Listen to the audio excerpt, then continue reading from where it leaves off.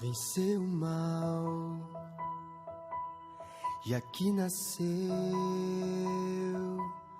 Cordeiro de Deus, o Filho de Deus. Em pura graça ele cresceu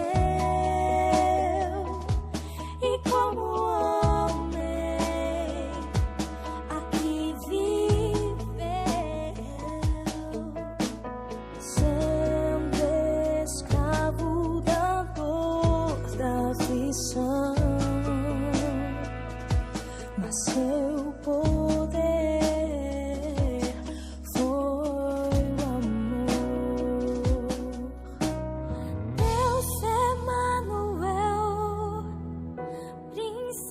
da paz, luz para as nações, Cristo, eternamente Rei, estrela da manhã, Santo, Santo de Israel, Jesus.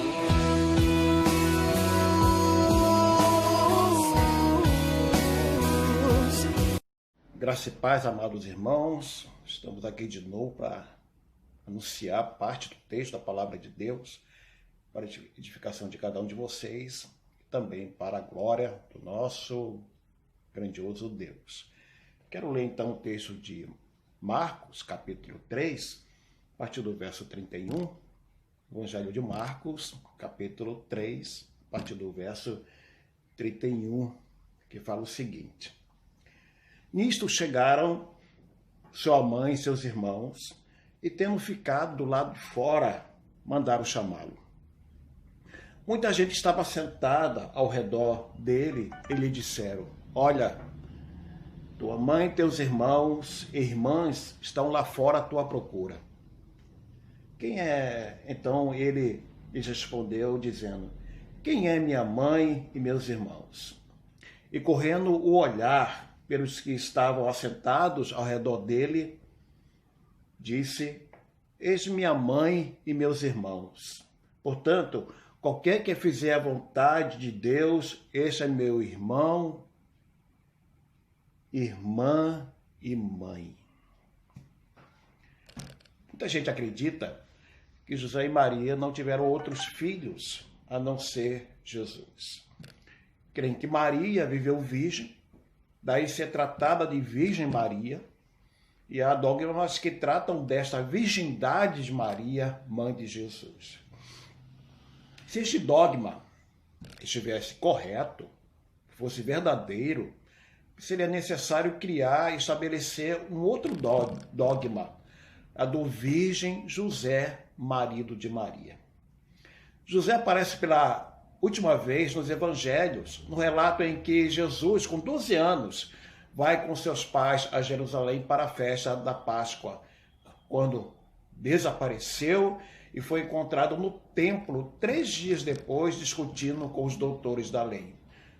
Você pode ver isso em Lucas capítulo 2, a partir do verso 41. Durante o ministério de Jesus, apenas a sua mãe é citada em várias ocasiões, mas José não, porque com toda certeza ele já tinha morrido. E é preciso dizer que, à luz do Novo Testamento, José e Maria tiveram outros filhos, portanto, nem Maria nem José morreram virgens. Alguns textos podem esclarecer isto. Vamos ver alguns deles. Mateus 1, verso 25, fala assim: Contudo, José não a conheceu, enquanto ela não deu à luz um filho, a quem pôs o nome de Jesus.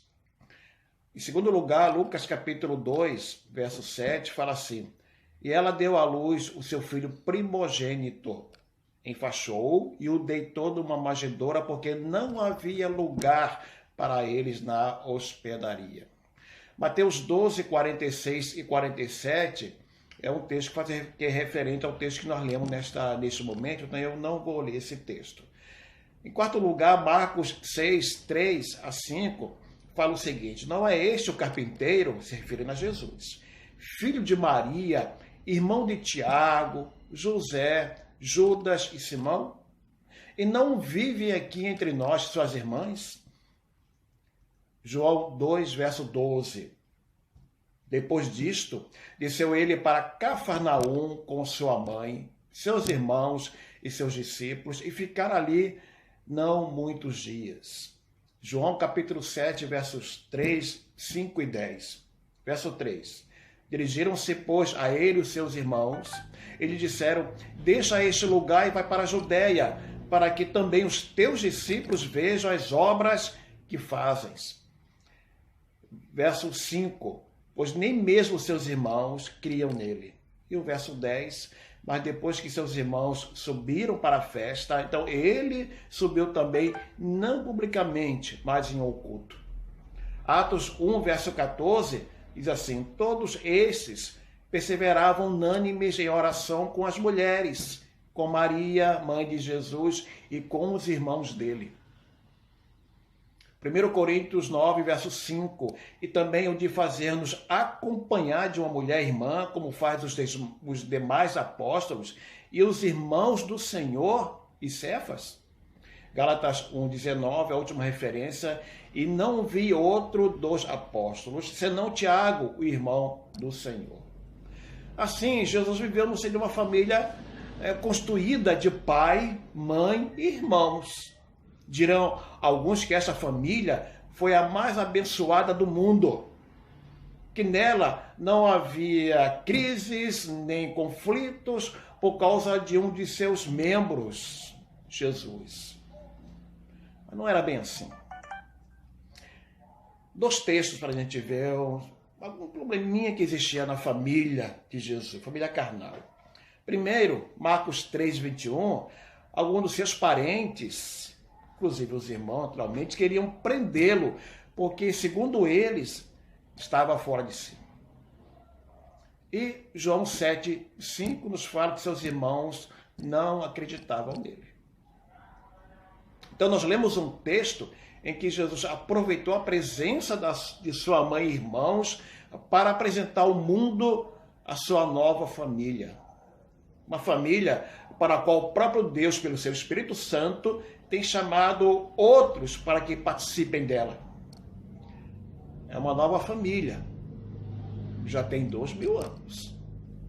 Eu gostaria de falar neste momento sobre a nova família de Jesus.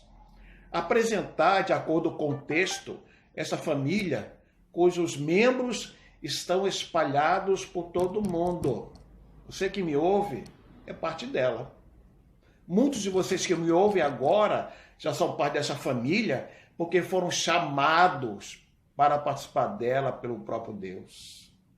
É bom que digamos que o fato de Jesus ter apresentado essa nova família não quer dizer que ele desprezou a sua família carnal, construída, conforme o texto, da sua mãe, Maria, e os irmãos. Sabemos que eles vieram fazer parte também dessa nova família. E o que veremos aqui é algumas características da nova família de Jesus. Então, em primeiro lugar, essa nova família de Jesus centraliza nele. O verso 34 diz o seguinte: então ele lhes respondeu dizendo: quem é minha mãe e meus irmãos? E correndo a olhar para os que estavam assentados ao redor, disse: eis minha mãe e meus irmãos. A família entre os judeus, especialmente nos tempos de Jesus, era constituída de um homem e uma mulher casados com ou sem filhos. Nos versos 31 e 32, quem aparecem na casa em que Jesus está são sua mãe, seus irmãos e irmãs. José, marido de Maria, já tinha morrido. Se estivesse vivo, ele também estaria ali. Por isso, quando é anunciado a Jesus que sua família o procura, os entes missionados são mãe, irmãos e irmãs. Desde a morte de Jesus, desde a morte de José, a família de Jesus possa ter como referência a mãe, Maria. Vejam Marcos 6, verso 3, que diz o seguinte: não é este, se referindo a Jesus, o carpinteiro, filho de Maria? A vida da família carnal de Jesus girava em torno de Maria. Ela era a referência da família desde a morte de José. Era esta a perspectiva judaica sobre sua família carnal. Porém, com relação à nova família que Jesus apresenta aqui, ele é o centro dela. Os versos 32 e 34 falam de pessoas assentadas ao redor de Jesus em uma casa que talvez seja a casa de Pedro. Jesus estava dentro dessa casa e havia muita gente ao redor dele. Mateus capítulo 12, 46 e Lucas 8, verso 19 falam de uma multidão. Lucas afirma que esta multidão impedia o acesso da família de Jesus até ele. Alguém avisou da presença de sua mãe, de seus irmãos e irmãs fora da casa e que eles queriam vê-lo e falar com ele. Ao invés da família tentar entrar na casa, a família pede para que seja chamado para sair da casa e falar com eles. Ele revela que sua mãe e seus irmãos eram aqueles que estavam à sua volta, ao seu redor. Nesta nova família, Jesus é o centro, não é Maria. Jesus é o centro dela. Os membros desta família, que é espiritual, estão ao redor dele, ao redor de Jesus. O que sugere proximidade, intimidade, confiança exclusiva, fidelidade, unidade, atenção àquilo que ele diz, atenção à palavra dele. Você faz parte desta nova família, a família de Jesus? Paulo chama essa família de família da fé. Colossenses 6, verso 10, porque uma de suas características comuns a seus membros é a fé em uma única pessoa, Jesus. A vida deles gira em torno dele, de Jesus. Ora, Jesus é o centro de tudo, inclusive e muito mais ainda da igreja, de onde ele é o cabeça, que é o seu corpo, segundo Colossenses 1, verso 18. Ele é quem deu origem a este corpo, que é também chamado de família dele, onde ele é o centro da sua vida, onde ele está presente continuamente. O Senhor falou em Mateus 28, verso 20, e lembre-se de que eu estarei com vocês todos os dias, até o fim dos tempos. Paulo ainda afirma em Efésios 2, 18 e 19, que por meio de Cristo, judeus e gentios têm acesso ao Pai em um só Espírito. Os judeus viam os gentios são aqueles que não eram judeus, como estrangeiros e peregrinos. Em Cristo, essa divisão acabou. Os gentios são concidadãos dos santos e membros da família de Deus. Você é parte dela. Deve glorificar, exaltar a pessoa de Deus por fazer parte desta família, porque você nunca no passado, andando longe de Deus, desejou isso. Mas um dia ele tocou no seu coração e te chamou a fazer parte dela. Parte dessa família. E agora você, depois do toque do Espírito de Deus em sua vida, você não vê mais nenhuma entidade, nenhuma pessoa que já partiu desta vida como o centro dessa família. Você vê Jesus como o centro dela. E você está ao redor dele, junto com outros irmãos, milhares de irmãos, adorando a ele, o seu Salvador. Então, a primeira característica dessa nova família de Jesus é que ele é o centro. Em segundo lugar, meus queridos, nessa família, quem tem seus membros identificados é Jesus.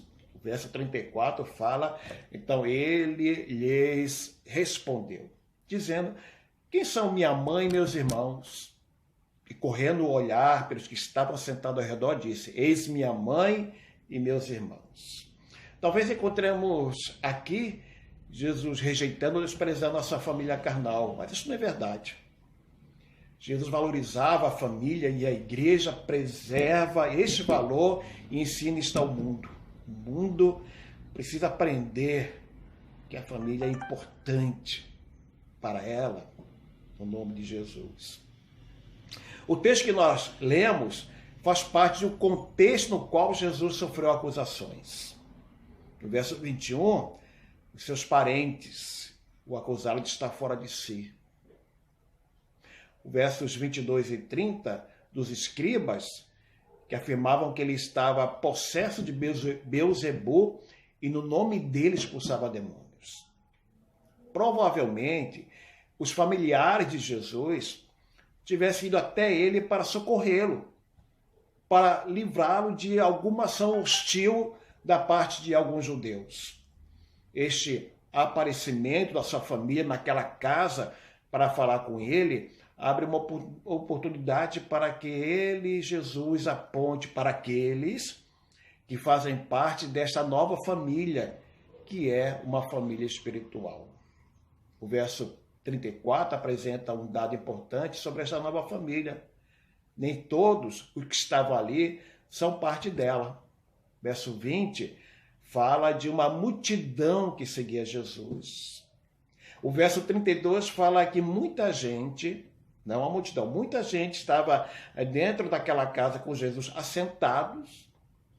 E o verso 34 que Jesus diz que Jesus olhou para os que estavam assentados. Marcos diz que Jesus correu o seu olhar pelos que estavam assentados ao redor. A Bíblia, na linguagem de hoje, diz que ele olhou para as pessoas sentadas em volta dele. Mateus 12, 49, diz, que é uma referência do texto que nós lemos neste momento, estendendo a mão para os discípulos. Ora, é bem provável que Jesus tenha olhado para aqueles que estavam sentados ao seu redor e apontado para os discípulos, não apenas os 12, como os membros desta nova família. Somente Jesus pode, com certeza, apontar na multidão quem eram aqueles que faziam parte desta nova família. Ele conhece cada um. Conforme João, capítulo 10, verso 14, Jesus fala, eu sou o bom pastor, conheço as minhas ovelhas. Não embarcaram nessa família aqueles que querem. Não é uma decisão humana fazer parte dessa família. É uma decisão do próprio Deus em Cristo Jesus. Qualquer pessoa pode fazer parte da igreja visível, que é a igreja a qual você pertence. A igreja presbiteriana no Planalto. Ou a igreja presbiteriana. Desde que essas pessoas cumpram alguns requisitos. Porém, somente para aqueles que Jesus aponta, são de sua família. E são esses que têm a vida eterna. O fato de ser membro de uma igreja local, de uma igreja visível, não é garantia de vida eterna. Judas é um exemplo disso. Fazia parte do grupo apostólico, fazia parte dos 12 e foi exatamente este que traiu Jesus. E o Senhor sabia, desde que o chamou, que ele faria isso. Um dia, muitos que imaginavam pertencer a essa família apresentarão suas grandes obras realizadas em nome de Jesus. Sabe o que o Senhor vai dizer para eles? Nunca vos conheci.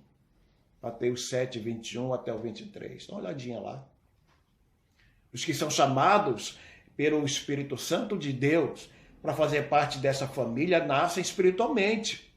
Não foi assim que Jesus ensinou a Nicodemos, em João capítulo 3, do 3 até o 6? Essa família tem Jesus como centro e ele sabe quem são os seus membros. Sabe quem são eles? Eles conhecem. Sabe que você é parte desta família como também sabe que alguns de vocês, espero que não seja assim, mas alguns daqueles que estão me ouvindo neste momento ainda não faz parte dessa família. E não basta querer a você fazer parte dela. É necessário que o Espírito de Deus toque no seu coração, de alguma maneira, do jeito que Ele quer, do momento que Ele quer. E talvez você já tenha sentido esse toque especial na sua vida, mas até hoje decidiu por dizer não ao apelo. Se Deus quer você como pai dessa família, um dia haverá uma chamada tão forte que você não poderá resistir. Enquanto isso, a exemplo de Maria, dos irmãos e irmãs de Jesus, você continua fora.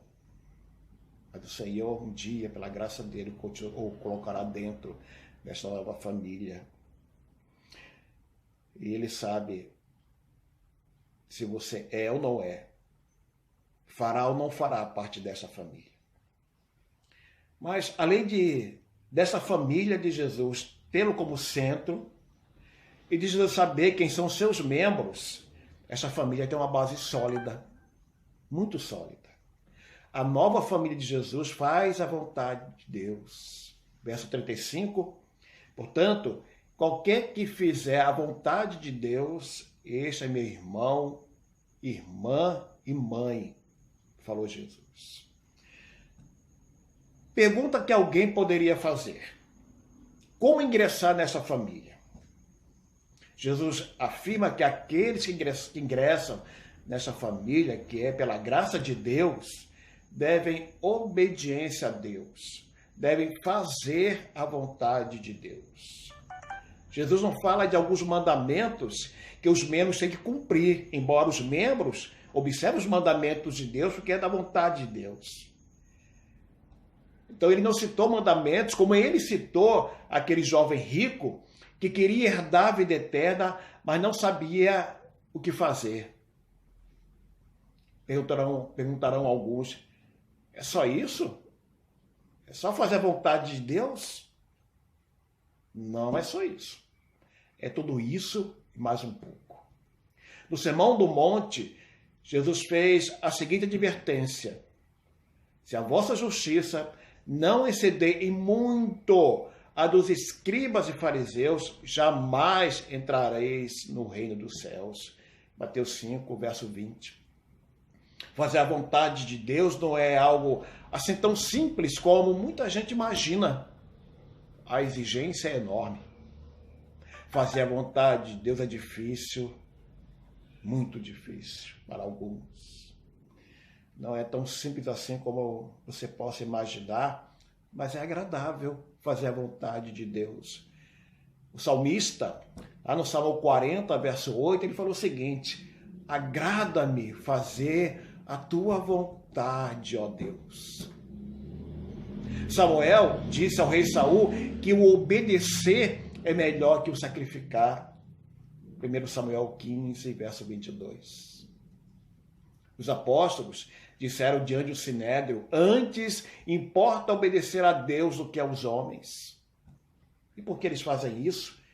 Porque é mais importante obedecer a Deus do que ao homem, porque são parte da família de Deus. E os membros da família de Deus obedecem o Senhor.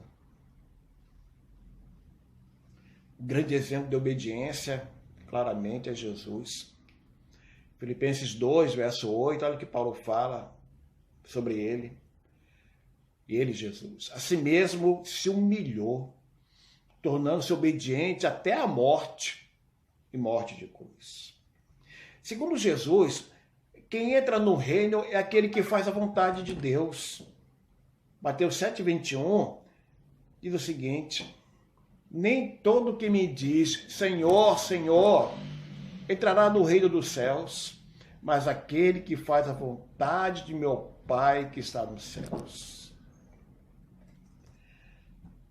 A vontade de Deus, meus queridos, fazer a vontade de Deus, fazer aquilo que Deus manda que façamos conforme a sua palavra. Paulo disse que a vontade dele, de Deus, é boa, é agradável e é perfeita. Romanos 12, no verso 2. Então, fazer a vontade de Deus é um critério para quem já é parte da família de Jesus. Para quem é parte dessa família, há uma obrigação de fazer a vontade de Deus. Este não é um critério para aqueles que desejam fazer parte da família de Deus. É uma obrigação para quem está dentro da família, quem já é parte da família. Para você que não é parte da família, não, o Senhor não pede isso de você. Mas quando Deus vier sobre a sua vida e tocar no seu coração e chamá-lo para fazer parte dessa família, aí sim, você terá que obedecer a Deus. Por isso é Deus quem faz a obra no coração do pecador. O homem está tão completamente corrompido pelo pecado que é incapaz e inabilitado para pertencer a esta nova família. Por isso, ele precisa de uma ação especial do Espírito Santo de Deus em sua vida, para levar ao arrependimento de seus pecados e ser uma nova criatura. E isso ocorre na vida daqueles que Deus conheceu de antemão. Romanos 8, 29. É assim que o pecador transformado pelo toque regenerador do Espírito Santo se torna apto para pertencer à família de Jesus e apto para fazer a vontade de Deus. Para você que já é dessa família, mas tem alguma dificuldade em fazer a vontade do Senhor, cumprir a vontade de Deus, eu vou te passar um versículo para você fazer esta oração, que é a oração do rei Davi sobre isto. Salmo 143, verso 10, olha o que Davi pede ao Senhor. Ensina-me a fazer a tua vontade. Ensina-me a fazer a tua vontade, pois tu és o meu Deus.